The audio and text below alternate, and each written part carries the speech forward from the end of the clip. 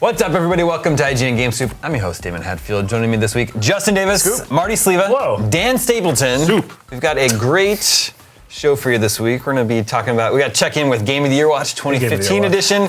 We're going to talk about those massive expansions for The Witcher 3. But first, Tijuana, Mexico. Whoa. Let's do it.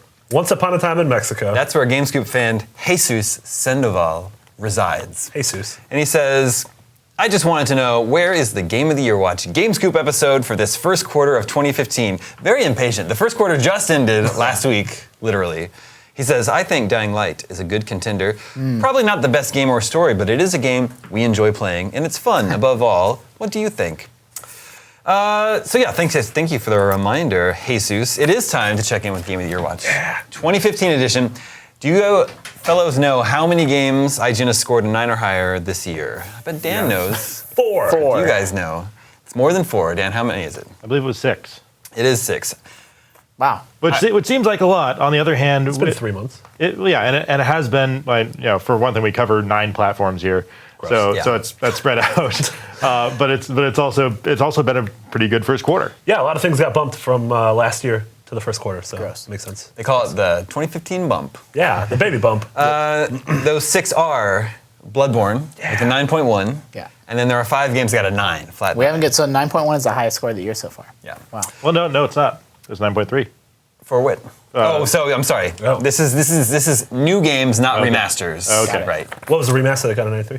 That Grim was, Fandango. Oh, I like that video game. yeah. In which case, No, I didn't review it. Oh. Who Ryan McCaffrey did. Oh. But we'll get to those. Anyway, Bloodborne got a 9.1. The other 5 with 9s are Evolve, Helldivers, Monster Hunter 4 Ultimate on 3DS, Ollie Ollie 2, I think Welcome to Ollywood is the subtitle, and Pillars of Eternity. Ooh. That's a Justin likes a lot. wide breadth of games. Yep. Yeah, very different. I brought it up on GameScoop last week, but like how different video games are. Like Ollie Ollie 2 gets a 9, and Pillars of Eternity gets a 9. And wildly different experiences. Wildly different from Evolve. Yeah. Also. Sure. And there are also a few games that I personally think are contenders. Like if you look at City Skylines, like I gave that an 8.5, but I feel like they've already fixed a number of things that I had an issue with. They've been very responsive. Right, and I think, like, especially if we're talking about Game of the Year, by the end of this year, I expect that game to have received like significant updates.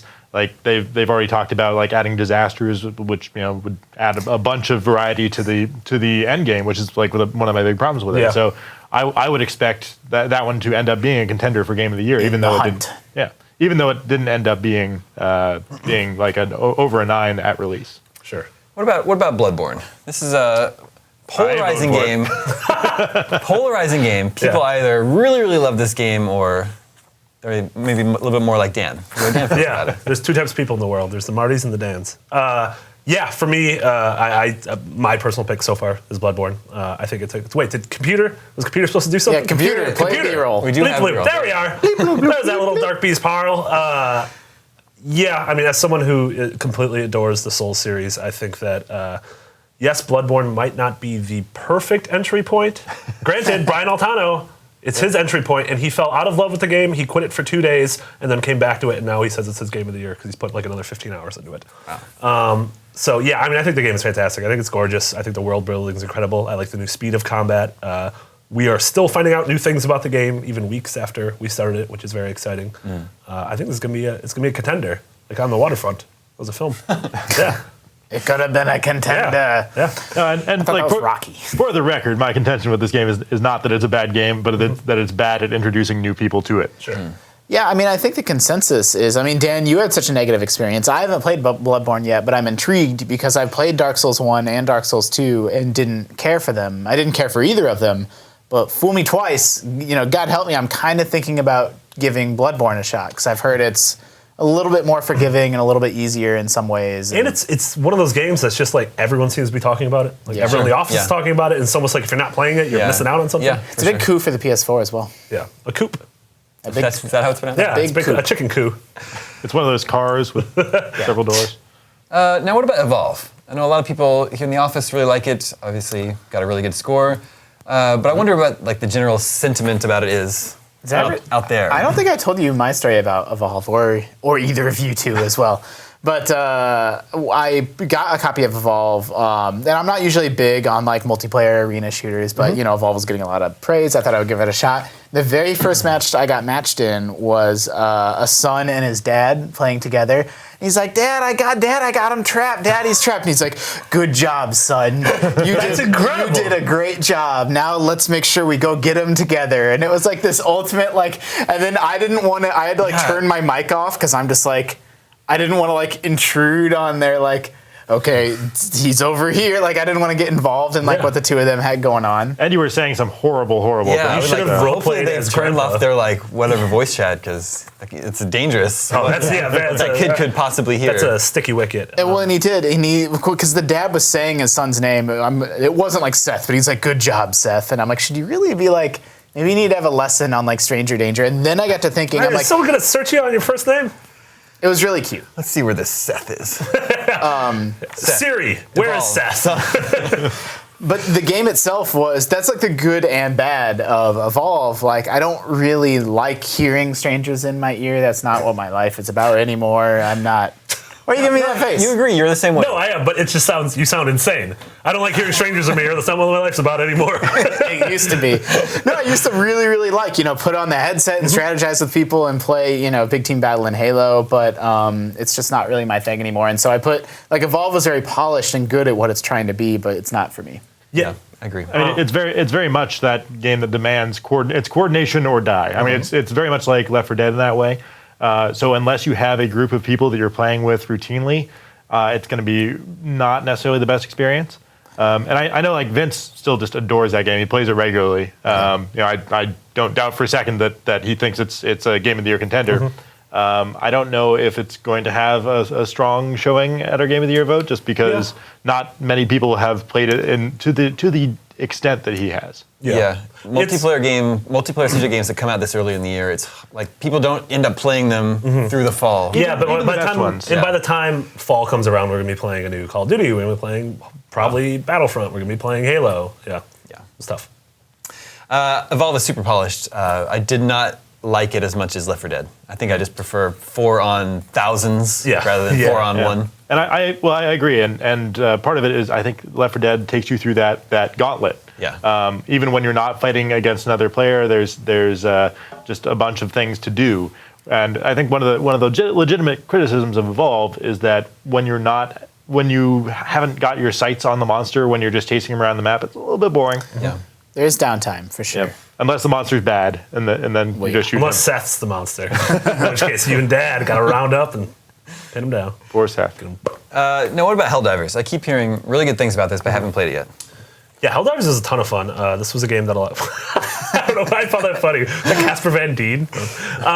This game is just brutal. This game is I think this game's harder than Bloodborne. Like, What? I legitimately think this game's harder than Bloodborne. It's this 4-player cooperative top-down shooter. I've heard it described as a top-down Destiny.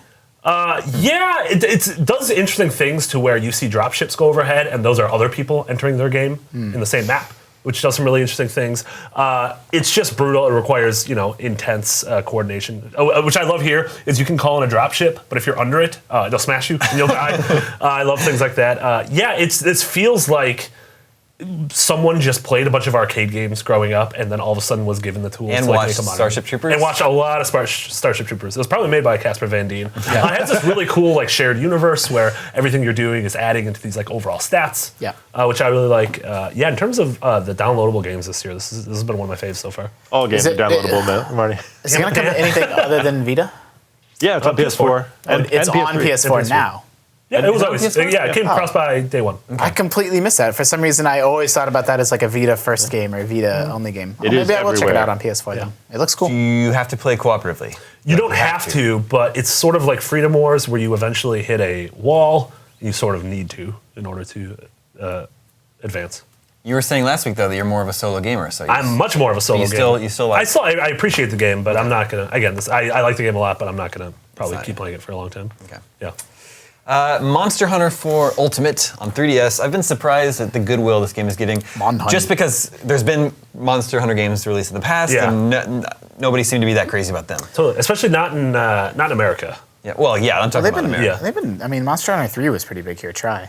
Remember that one came to Wii and Well, nope, Yeah. nobody cared Yeah. about that. Also, so this game looks good if you're playing it on not- 3DS, on the new 3DS, but blown up. Yeah. Whew. Yeah. Keep this window minimized for the next couple minutes.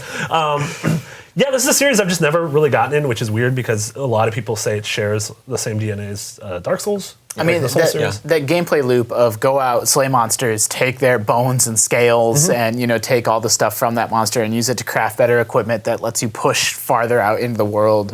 It's really compelling. It's easy to see why people like it. I think it's interesting to see that Monster Hunters really became a mobile franchise. I mean, they release console ones and they release mobile ones, but like the 3DS version, I mean, it's just huge on that platform, Totally. and it started as a PS2 franchise. Yeah, and again, that's another one that it really it leans on multiplayer in order to get the full enjoyment, which I think is one of the reasons why I haven't clung to it. There's multiplayer in Bloodborne, but it's not super crucial. I mean, it's easy to see, super deliberate controls, same like the Souls games, just slay gigantic, huge monsters, get cool loot, use it to craft cool equipment. Like, it's easy to see why it's really popular. Forgive my ignorance. This is Monster Hunter 4 Ultimate. Did regular Monster Hunter 4 come out here previously? I do not believe Your so. ignorance is forgiven because it's shared. Yeah, I don't know. That's a good question. I'm pretty sure it's not. It didn't come out here. Okay. We didn't review it. If we're wrong, we apologize. What about Ollie Ollie 2? Olio. So I played some of this. I did not play the first one. And Oh. I found it a little difficult to get my head around the Super controls. difficult, The yeah, controls are like, what? Yeah, 'Cause this- I'm used to like Tony Hawk. Yeah, this is what are not the like Tony controls? Hawk. Not even like Skate. It's all analog stick, and you have to like press up at the right time when you're. Anyway, you have to flick the sticks at the right time when you're like jumping and landing. and landing. Yeah, it's very And much it's just different. Like I'm used to like hold triangle to grind. Yeah. Keep your balance. We, Justin, earlier today we were talking about Super Hexagon. Yeah. And this game sort of scratches that same itch. Obviously, it's an incredibly different game than Super Hexagon, but it's one of those games where you start it up and you're like, well, this is impossible. Like I'm never going to get through Yeah. this game because it's going to be, the worst experience of my life. But the more and more you play it, the more you sort of like gain confidence. Yeah. And it's nice to like look back and see, like, man, an hour ago I was barely able to get 30 seconds of this level, and now I can breeze through that just fine. But Yeah, do it then all perfect. I've hit the next wall. And now the worst experience of your life is still. It's still just ahead of you. There's always a worse experience ahead of you.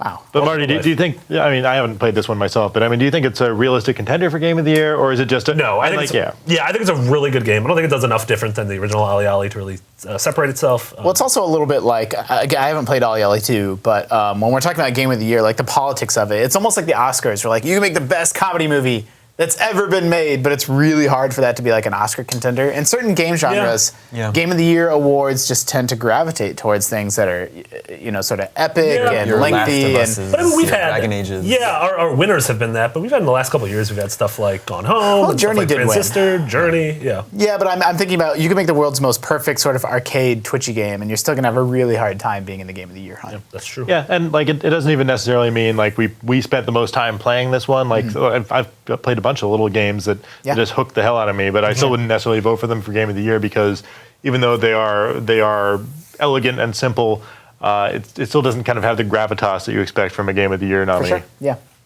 Finally, in the 9 and Over Club, Pillars of Eternity, which I know, Justin. Yeah, I'm kind of this- obsessed with it. Is this got to be your pick so far? It's certainly my pick so far. And what's interesting is I was away from RPGs for years, and then Dragon Age sort of pulled me back in. And now, I'm back in deep with Pillars. I mean, this is a game that we gave a 9, and my actually personal score would be higher than a 9. I mean, I think this game delivers on all fronts. I think the writing is really, really good and interesting, both on like a world building level, like they made all these gods and then people worship the different gods, and sort of all the lore of the world descends from there. But the writing's also really good on like a characterization level. Like your companions are really different and really interesting and have their own, sort of agency and motivations for why they're doing what they're doing. And they're not all like your friends. Like there's one dude that you roll around with who's like kind of an asshole, but like there's reasons, like story reasons why you might want to keep him with you. So that's really interesting. But the combat system is also really good and interesting and rewarding in that game. It's kind of crunchy and challenging and Crunchy. It really relies. That's not a good word. No, it is a good word. No, it's not. It's Why wouldn't it be? What if you describe a person as crunchy? it feels Means they're like hippy dippy. Yeah, it feels crisp and precise. It doesn't feel like mushy combat. Like crunchy graphics, the crunchy visuals of this game. Not It's being crunchy, Marty. It's I mean, story's good, combat's good. I think the art is absolutely gorgeous. I love those pre-rendered 2D backgrounds. If anybody was sort of looking at that game and thought, oh, it might be too old school for me, I don't know if I can handle that, like, you should absolutely sort of get over that and give it a shot because you're missing an incredible game experience. I think Obsidian did an incredible job. Does it require like a love of the old like Baldur's Gate games? And No. Planescape Tournament? I mean, it is basically Baldur's Gate 3, except for, they weren't allowed to use the Dungeons & Dragons combat system, so they had to redo the combat, but it's so Baldur's Gate-esque. It's obviously an homage to those older games, but no, a love of them is not required. Just, enjoy good stories and enjoy good sort of tactical combat that requires positioning and intelligent use of skills.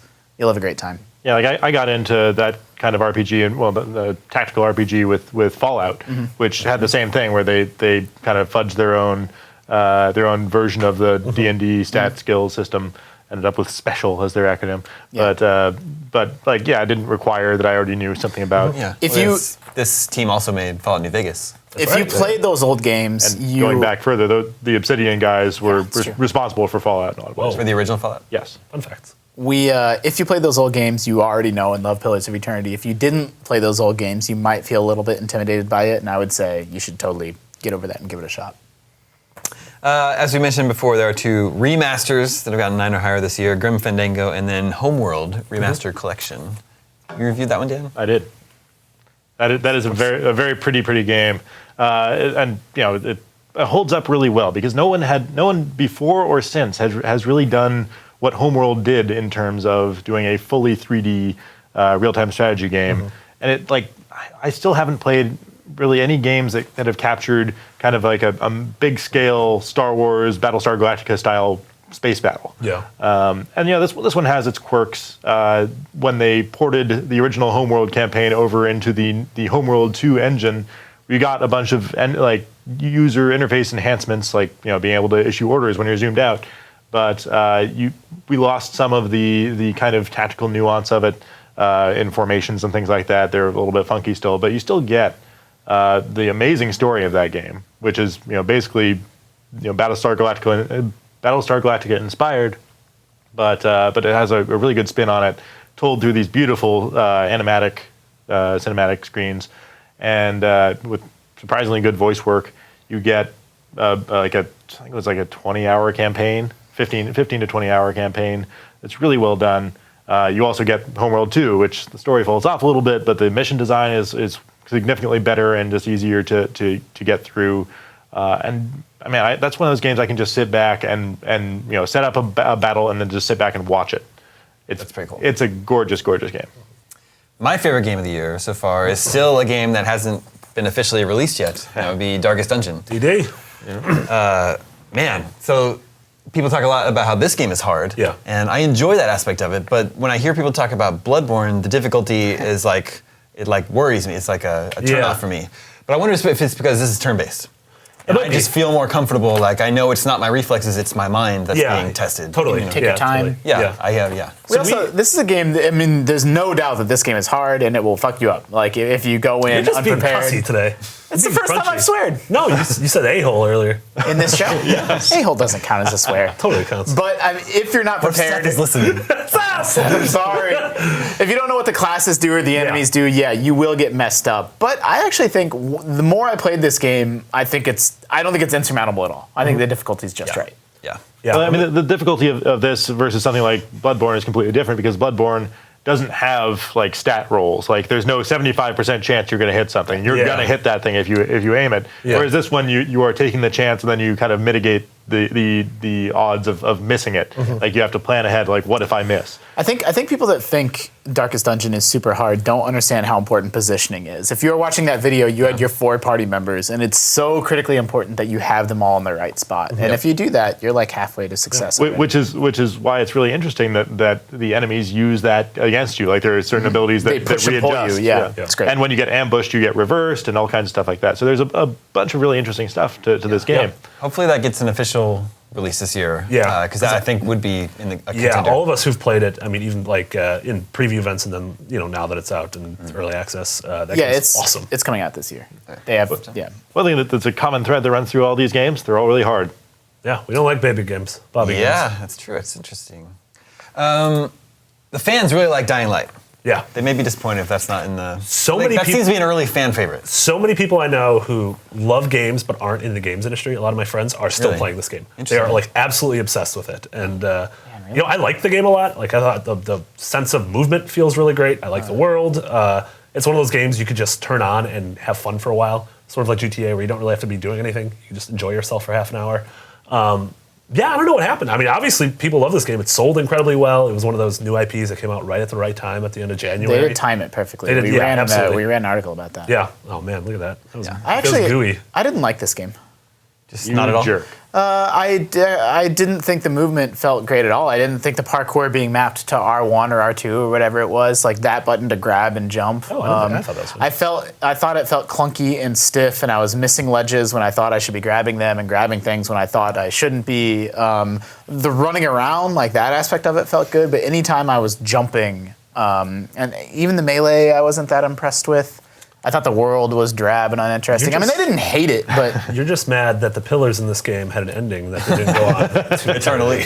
I would have, like, my personal score for that game would have been somewhere in the 6s. Like, I didn't think it was awful. I didn't find it to be that impressive. I have heard like a lot about people struggling with the controls being mapped like differently, and there's a legitimate reason they do that, which is that you need to be able to use both thumbs to look at the ledge you want to land on. So you can't be pushing A to jump or X or whatever. Sure. So that makes sense. My solution: play it on PC. Mouse and keyboard works great. It's your solution to everything. It pretty much is. Bloodborne too hard, play it on PC. How do we fix Obamacare? Just Except play for it on that. PC. How do we fix Those are what we would consider to be the best Yeah. games of the year so far. What are your picks? Let us know in the comments. Hit me up on Twitter @DameZero. We'll check in another 3 months, at which time we'll be talking about games such as Mortal Kombat X, maybe, Witcher 3, Yep. which is out May 19th and looks phenomenal, and everyone's super jazzed about. And then there's this little game called Batman Arkham Knight. I've heard of it. Comes out June 23rd. No. And all signs point to that this game being very, very good. Oh, you made me sad because I forgot it got delayed again. Well, like 2 weeks. yeah, but it was originally coming out on my birthday. Yeah, well, It was Marty, gonna be that Rocksteady birthday. what will we play between now and then? There's just nothing to play. What are we going to play during E3? What will we do that week? Yeah, I know. Batman's gonna be so good. Yeah, this will be really good. I feel like so Witcher was delayed and Batman was delayed a couple everything times. is delayed. Yeah. Everything gets delayed. That's what I mean. Like it's I don't want to dwell on it too much, but it seems really, really hard to make video games these days, like big AAA games. Well, you know, that sort of ties into our next topic, which is it was announced today The Witcher 3 Wild Hunt is getting 2 massive expansion packs. Their words. Their words. But, you know, the way they describe them, they do sound really big. Yeah. So, Witcher 3 Wild Hunt. Coming out May 19th. 2 expansions coming later. The first is called Hearts of Stone, and it boasts a 10-hour plus adventure. That one is due in October. Then there's a second expansion entitled Blood and Wine, which offers a 20-hour plus tale, and that's due in early 2016. And the game itself is supposed to be over 200 hours. Well, that's if you do everything. if you want to do everything. That's not the main quest. If you want to make love to every mermaid. Yeah, exactly. Mermaid style. line. First of all, how does this strike you? The news that these 2 large expansion packs are coming to Witcher 3. It kind of surprises me because this is the first time that CD Projekt has done that. They haven't done a for sale expansion to either of the previous Witcher games. And didn't they say before that all the DLC was going to be free? So they make an important distinction between DLC and expansion packs. Right. Which They is think of fair. DLC as horse armor. Yeah. And they will be releasing stuff like that for They announced free. 20-some pieces of free DLC. Yeah. Yeah, I mean, I think they've built up enough goodwill. I think it's weird to announce this quite a while before the game's I out. agree. Like, I don't understand the benefit to them. Like, why would they do that? And it's got to be yeah. an investor relations thing. It's the only reason they would do so, that. but I think they've, sorry. I know. I have some Yeah, theories. There's controversy surrounding this announcement. Gamers are upset. First of all, they don't like hearing about DLC before the game is out. That happened to Evolve. Yeah, they just don't want to hear about it. They say if it's gonna happen, tell us about it after the game is out because they want to have a full game. They just want to buy a The full complete game. experience. And they don't like the fact that it sounds like they're backtracking on their free DLC. But Yeah. See, because I was going to say, I felt like CD Projekt had built up enough goodwill with they've been people fantastic. that the expansions, and I also just don't think, I don't know, like Skyrim's expansions were really good. Like they were all, really. One opened up a whole new island, and even the smaller one where you could like have your own house, build up your own giant house. Do people like the Dragon Age expansion, the Haka? Lucy liked it. I mean, she didn't love it. Yeah, it's out on Xbox One. They launched it.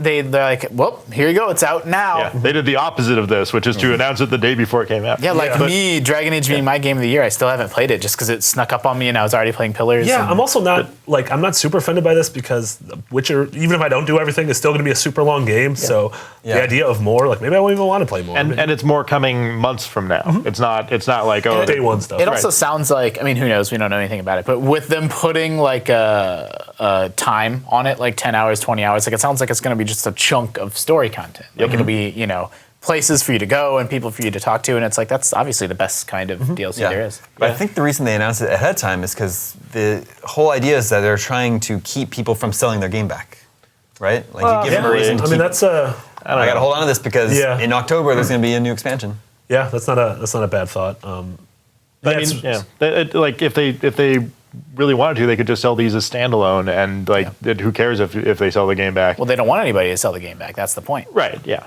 That's what they're trying to stop. There's also a timing thing. So this comes out in May, and if they wait until a couple weeks after the game is announced in order to announce, or the game is launched to announce the expansions, that falls during E3, where everyone's sort of probably not talking about Witcher anymore. Now they're talking about the 30 games we just saw that look really cool at the conferences. What I'm kind of surprised at is they haven't announced, as far as I know, they haven't announced that there will be an enhanced edition of The Witcher 3.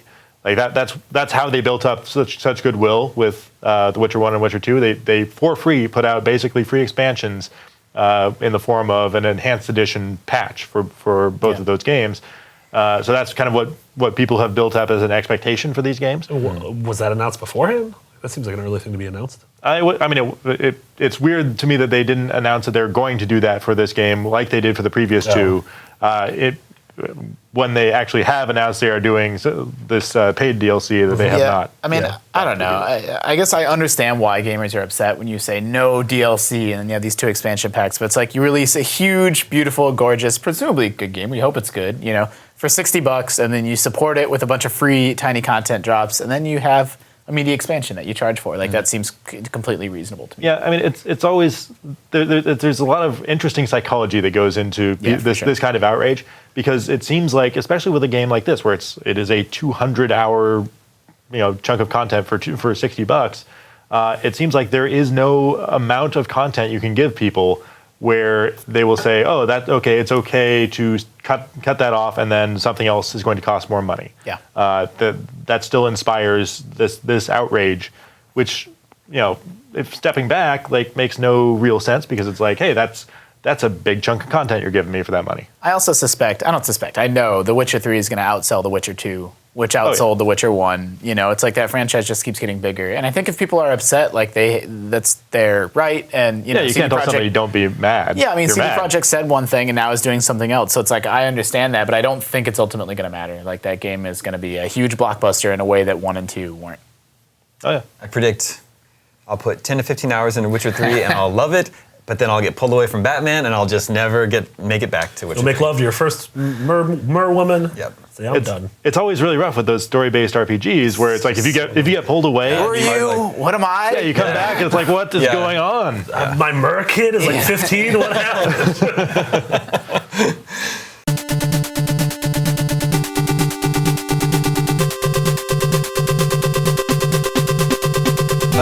Justin, you're a fan of that Fantasy Life game. Loved Fantasy Life. It was a 3DS game from Nintendo. Yeah. And now, is it true that today we got the first announcement for what Nintendo plans to do on smartphones? Was this their first game announcement? Oh, I don't think this is Nintendo. This is level 5. Okay. Yeah. Okay, so they're not. Fantasy Life was not a Nintendo published game. I think Nintendo of America, I don't remember the exact relationship. I think Anyway published it in the States. That's what I was going to say. They definitely didn't develop it. Okay. What I think happened is Nintendo of America published it in order to bring it out in the US, but this was a level 5 game. Okay, but Fantasy Life is Your turn. What do you want me to say? Tell us what it is. Describe the video game. I don't know what you're looking for. I thought you were going to complete this sentence. It's a action RPG from a top-down perspective. But the game's big twist is you can have all these jobs where you can be a carpenter and chop down trees, or you can be like a woodworker and turn, that wood into swords, or a blacksmith, or a cook. And so I think there's 12 or 13 jobs, and you're not limited to, you can do all of them if you want. So you can see things through, so you go out when you're a rogue and kill a bunch of things and collect their loot. And then you switch your job to, someone that works with a leather worker, and then you process that leather. Then you switch your job again to an armorer, and then you turn that into things that your character can wear. So you see that stuff from end to end in a way that you don't in other games. All right, so you loved Fantasy Life, and today we found out that Fantasy Life 2 is coming, but skipping 3DS, going straight to mobile. Yeah. How does that make you feel? I don't know. Not great. We know you hate mobile games, Justin. Yeah. I mean, that's the thing. I like mobile games a lot, but the game needs to be appropriate for the platform. And Fantasy Life, you're not really seeing too much of it in this footage, but it is an action RPG where you're firing arrows and swinging a sword, and it used buttons. It needed I don't see how that combat and movement, moving around the world, will work as great on a touchscreen. Yeah. But to be fair, many of those jobs are non-combat. So if all they have to do, again, they're not showing in this footage, but the game is you're running around a world they're showing it right here. like Diablo style, yeah. You just kill the dog. So, but I mean, say they redesign the combat to work on an iPad with touch controls. yeah. If they're smart enough to do that, then great. I expect them to just do a virtual D-pad and virtual buttons. That's what I expect. And I expect it to not feel as good. Does this tell us that Fantasy Life didn't sell so well on 3DS? No, I mean, this is, again, a level 5 game. I think Fantasy Life is a big hit. I think it was a massive hit, and they announced the sequel's coming. I think it's a surprise that the sequel's not coming to the 3DS, because they announced, I don't think they're like Fantasy Life 2, but they said in some interview, we're going to continue this franchise. The first one sold well. Level 5 has experimented with mobile in the past. There's been Professor Layton games, Professor Layton spin-offs on mobile. The new Professor Layton got announced as a card game for mobile. Yeah, that's the other thing, too. They also announced Professor Layton How's that 7. gonna work? I don't know. It's a puzzle game. I don't know what the cards are like. So that was going to be my point, is Level 5 makes Fantasy Life and they make Layton, and Layton makes way more sense for mobile. That's a game that's a perfect fit for a mobile traditional devices. Layton game. Yeah. Or Phoenix Wright was ported to mobile, and those games work great for mobile, but Fantasy Life, I don't see it. I hope they do what Dan's saying and are really thoughtful about the controls, but I am not optimistic. It's interesting, 'cause you have a background covering mobile games, and you still play a lot of mobile games. I do. And now this game you really, really like is coming to mobile. Yeah, but again, it's I'm not pro mobile game or anti-mobile game. I'm pro the game being on the right place for that game. And if they do it right, that switching between jobs and crafting things, that could totally work on a touch screen. But I just don't want to see a virtual D-pad that's clunkier and harder to use than just playing. Yeah, I'm not a big fan of any game that's shoehorned onto a place it shouldn't be. That's why I'm not a big fan of first-person shooters on Vita. I feel like that it just isn't comfortable enough for the dexterity required for an FPS. And so I could appreciate what Killzone was on Vita, but I just was I don't want to play this here. About Black Ops Declassified. That was a very bad game. what's really interesting to me about Nintendo's mobile strategy, they had said oh, we're going to use our existing IP and put that out on mobile platforms to expand their base. But I'm surprised that they would take a game that came out on 3DS that was successful on 3DS. Well, this isn't Nintendo. Yeah, there's Right, but they're sanctioning it, aren't they? No, I don't think No. they're involved. Oh, This really? is Level 5. Yeah. Okay, I thought This is not a part of the whole Nintendo. So a Japanese game company released a game on the 3DS in Japan, and then Nintendo of America decided to publish that game in America. Okay. This is also maybe the problem of when you publish a game, you get associated with it. So now I think Fantasy Life is a Nintendo game, even though Yeah. they just published it. Yeah. Yeah. This is not Nintendo's doing. I mean, I'm playing Sorcery on mobile right now, and it's great. Hearthstone on mobile is great. I play my iPad almost actually every night, but the game's got to be right for the platform. Play that Black Rock Mountain expansion. I bought it. I haven't checked it out yet. Is that a drug term? Yep. Yeah. Sweet, It's a sweet hot Black new Rock. drug. Sweet, sweet Black Rock. You sniff it. It's a No, not so much. It's Not so much. sniffable. It's a sniffy. Yeah. Scratch the sniff.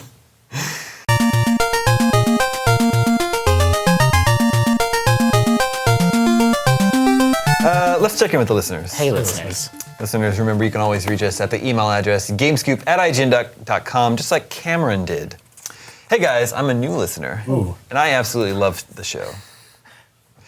Every year, a game series I love is concluded, and I am left with an empty hole in my heart. Oh, no. What do you mean, every year a new series concludes? Yeah, wait, read that sentence That's like again? the opposite problem that everyone else has. Every year, a game series I love is concluded, Okay. and I'm left with an empty hole in my heart. He needs to play some Assassin's Creed. He just, Your heart's gonna be full 7 times a year.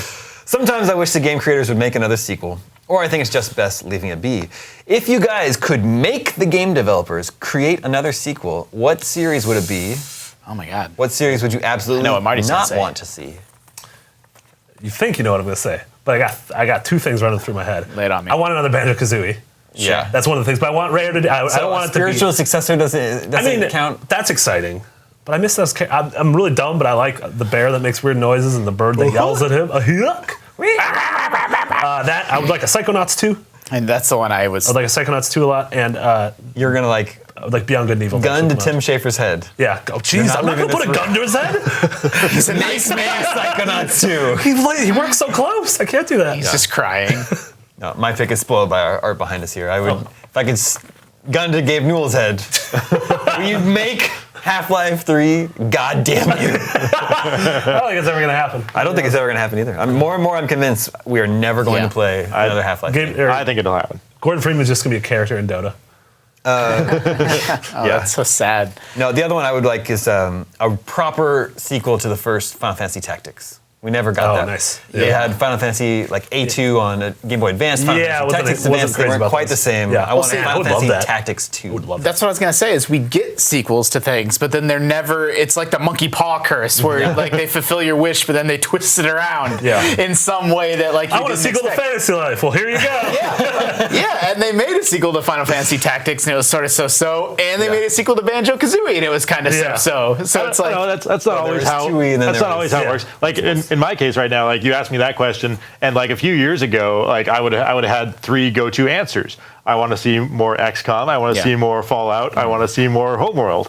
And like they're all 3 of those are now basically active franchises. So like I have to go to Half-Life when you ask me that. Now I have to go to the cliche one. we live in an era where, and it's awesome, but we live in an era where nothing dies anymore. Like even something that you thought was gone forever. Like if you thought adventure games are gone forever, they're back and actually like thriving now. And if you thought old school RPGs like Baldur's Gate were gone, we have Pillars of Eternity, and Torment is coming out and looks really great. And Pillars totally delivered. Like everyone's like, man, I don't know if they can pull it off, and they did. The game's excellent. You know, talk about like space sims with Star Citizen and Elite Dangerous. And so all this stuff and like 3D mascot platformers we thought were gone, and then a few have been kickstarted successfully, and there's a Banjo-Kazooie spiritual successor. So it's like, and Shovel Knight, brought back a genre that we thought was kind of gone. So There are so many games. yeah, I mean, it's awesome that we live in an era where these incredible AAA, Shadow of Mordor, Dragon Age Inquisition, Witcher experiences can exist alongside the stuff. But if you could force a developer to make a sequel for you, Yeah. Yeah, I would probably say I would want like a direct sequel to like Super Metroid. yeah. Or just a new Metroid game. Or just Well, play, yeah, but or like just a play Axiom Verge. Like, yeah, sure. An old school 2D Metroid. Yeah. God, you know how gorgeous that would look. Yeah, man. Well, I would still want it to be pixel art, I think, but Then play Axiom Verge. It's right there. no, but it's not just Axiom Verge. Like Super Metroid has an atmosphere, and it does a does. lot of really smart environmental storytelling, and it does a lot of things that, even on a gameplay level, Axiom Verge is incredible, but Metroid is a smarter game in some other ways. Yeah. I wonder what series he's talking about that go away or that die, because I can't conclude? think Nothing concludes. Because I mean, stuff concludes. Like Bioshock Infinite had its 2 pieces of DLC, and that concluded. But I'm like, there's no way we're not going to get a new Bioshock game at No, some yeah. point. Like We're that's getting a just Bioshock. going to happen. Yeah. You know? Nothing ends anymore. Like Sony, I think it's Sony Pictures formed a group that they're going to make a Ghostbusters cinematic universe. Everything's going to get their own cinematic universe. Yeah, everything's cinematic There's going to be a universes cinematic now. universe. Think about that. Yeah. I'm sure someday in our lifetime there will be another Middle Earth movie. Yeah, they're going to yeah. remake Lord of the Rings within our lifetime for sure. That's why you just Star Wars movie coming out every year. Like anything that you love is never going to die and go away. I'm sure they're figuring out some way to bring back like Firefly. What about people? Except for Half-Life. Except for Half-Life.